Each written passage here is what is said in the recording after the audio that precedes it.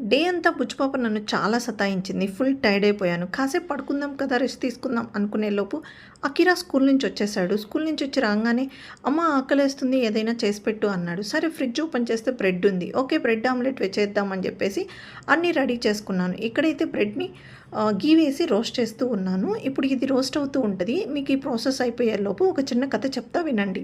ఒక barber shop ఉంది. ఒక ఓల్డ్ మెన్ ఉన్నాడు. ఓల్డ్ మెన్‌కి నెత్తి మీద 8 వెంట్రుకలున్నాయి. అతను బార్బర్ షాప్‌కొచ్చేసి నిలబడుకున్నాడు. అప్పుడు బార్బర్ చాలా హర్ట్ అయిపోతాడనమాట. అంటే కోపం వచ్చేస్తది ఎక్కువ. "ఏంటి నీ తల మీద జుట్టే లేదు. నువ్వెందుకొచ్చావు? నేను నీ హెయిర్‌ని కట్ చేయాలా? లేకపోతే కౌంట్ చేయాలా?" అని సెటైర్ వేస్తాడనమాట. "లేదు లేదు" అని చిన్న స్మైల్ ఇచ్చి అతను కలర్ వేయమంటాడు. అంటే తన కాన్ఫిడెన్స్ చూడండి.